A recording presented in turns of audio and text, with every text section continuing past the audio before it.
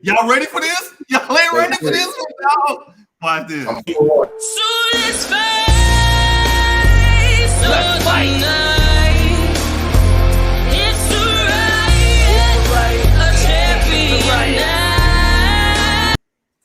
Ouch. Yeah, that's what I'm saying. It's a little unfair because you're using animated Ultron. Yes, I get it. He exists in the MCU. The MCU has an animated section now. I get it. But that puts the DCEU at a disadvantage because that means we can't link their stuff to that character in this fight.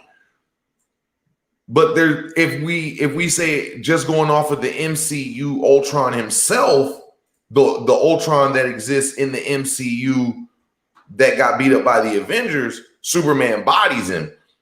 If we have the Vision Ultron with all the Infinity Stones, then if you allow me to pull in Superman's feats from the animated universe, that's a different fight. That's a different Listen, first of all, right, what I enjoy about a lot of you guys, Nick Greer and Dave Wesley, is how y'all use animation versus live action when there's a bigger category. None of these mugs is real. Like, we enjoying the argument and talk about some people that ain't even real and they all written up. But we will take it and break it down. And the reason why I'm enjoying this conversation so much is because I've witnessed MCU where people say, "Nah, it's not canon to the MCU," and then it's comic books, and I watch these arguments. Oh, that's anime. This and it's like whoever the writer says. But in the argument with Superman versus Ultron, and I thought about this before I even put it up, and it was funny to me to see people actually say Superman would win, and I was thinking, is this because of what Dr. Manhattan said in the comic book? Yeah. No. Guess what? No matter what Superman does against Ultron with the Infinity Stones, we're talking about Infinite Ultron. There's no way that Superman wins. He would have to get a team like the Watcher did to take out Infinity Ultron. He's not taking out him by himself. That's nothing he can do. We seen what Captain what's her name? Captain Marvel, what she attempted to do, Scarlet Witch, what she attempted to do. Who else was it? The Watcher, what he attempted to do. I'm talking about he went to countless universes and destroyed them. Listen, again, I think it's a little imbalanced, but I will say this. Those characters are real to me. And here's why I say they're real to me.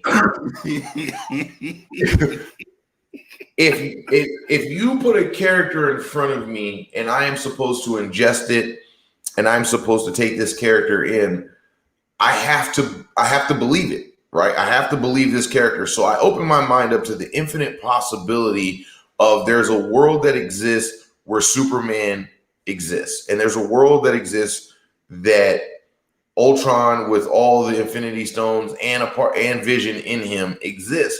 And when I do that, that's when I'm like, okay, well, that's why we can have that argument at such the level that we get to have them at, is because for guys like me and a bunch of others, I'm sure in the comment section, those characters become real to us because we put ourselves in that universe with them while we enjoy their titles.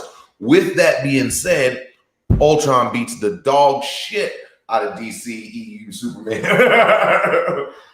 with all the Infinity Stones because we've already seen all he has to do is, and it's a wrap. And what got me on this is if I'm diming anybody out, let me know. There were some comments to say that, well, it's dependent on where they fight at. If they fight where there's a sun around, Superman can keep coming back. And I kept thinking to myself, like, huh? And then Superman, he can go Superman Prime, and I'm like, he can't go Superman Prime. That's well, Superman. Here's the thing. with characters that powerful, and remind me to say something about Infinity Ultron at the end. What characters is powerful as Superman Prime, Dr. Manhattan, the Spectre, the Living Tribunal. With guys like that I just named, we talking about a preemptive strike. Whoever strike first and strike hard, they will take out the other person, the other superhero or other entity because of the power that they have. Like if Superman was to totally just unleash on Wonder Woman in the first couple of seconds, she doesn't have a chance. If we went even higher, if the Spectre was to attack the Living Tribunal, there's nothing the Living Tribunal can do for a preemptive strike. If he unleashed, if he's like, hey, guess what? This guy ain't coming back. I'm unleashing everything in the first blow. Usually what we get in the comic books is we get a nice little story to get us drawn in. And that story is we watch them fight a little bit. They throw some blows. They use some powers here and there. But if it's who's one of the most lethal characters in the MCU, not in the MCU, but in comic books where they don't take no trash. It's like once you come across this person, you done. And I was looking for that before I came in. Who? Spawn. He goes from his first series, from the first 3 comic books, he went all out. He learned about his powers, learned that they would be drained, resorted back to what he was good at, and then he realized that he had to go full bore. He learned that when he fought Overkill, and that's how he lived. He ended up, okay, next time I see him, I'm shooting everything out of you, and then he handed his body back. So I would say Spawn is the most brutal. Okay, so we'll go with that. So if Spawn was at his top power levels, at his most powerful form, and he knew that and he was about to get in a fight, we'll go with the gold. We ain't gonna go with the Golden Boy Superman. We'll go with Thanos. He bodies Thanos.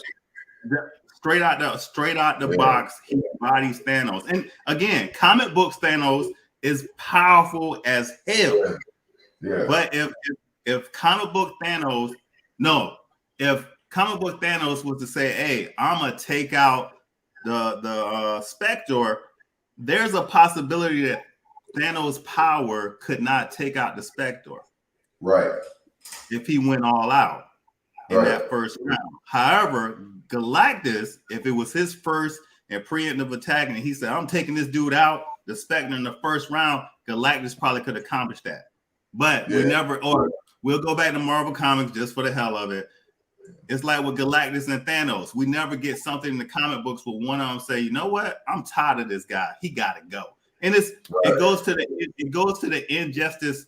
What I loved about the injustice storyline, when Superman kind of got angry, he gave him a chance.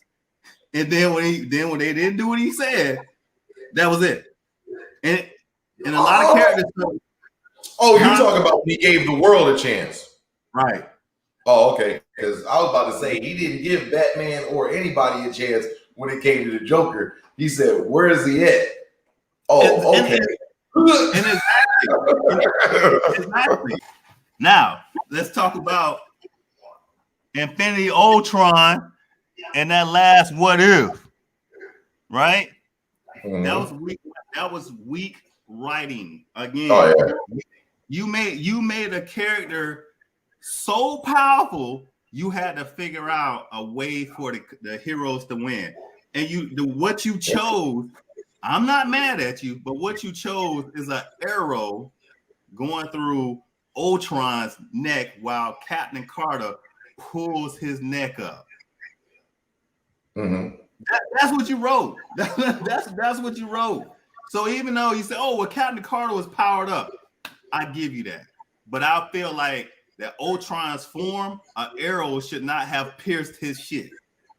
I mean, and one little blaster from a small spacecraft shouldn't have blew up the Death Star, but it did. And if you shoot a laser into this hole, the station blows up. Whoa. That sounds like a pretty big design flaw. Again, writing. No, that was great writing at that time. That was great writing. We see it. We see it now as poor writing because we realize how stupid you would have to be to build something with that very specific design flaw. It's almost like you were sabotaged on purpose, right? You know what I mean? And then, you know, later in the movies, it comes out that that's exactly the case. But I mean, I'm just saying it can be viewed as bad writing, but also it's creative writing because you have to think about it. You have a character. He's got the 6 Infinity Stones, arguably 2 of the most powerful non-organic entities in Marvel, right? Vision and Ultron, they're combined, and they have the Infinity Stones. Right. It would be his weakness would have to be so minute, you know what I'm saying, that no one could beat him because it was so small. So it's actually pretty creative writing when you think about it, because how else do you beat him? Everything else is lame. Oh, you find a way to, it's predictable. Find a way to get the Infinity Stones away from him. Find a way to separate the adamantium. I mean, so no one was expecting an arrow going into the neck to be the kill shot. Arrow going into the neck of vibranium, adamantium, possibly Uru. We don't know what metal he had, but we know it was stronger than that. And I would go to say, just so everybody can be mad with me, because I'm gonna be the one to do it today. I'm Mac Jr. today.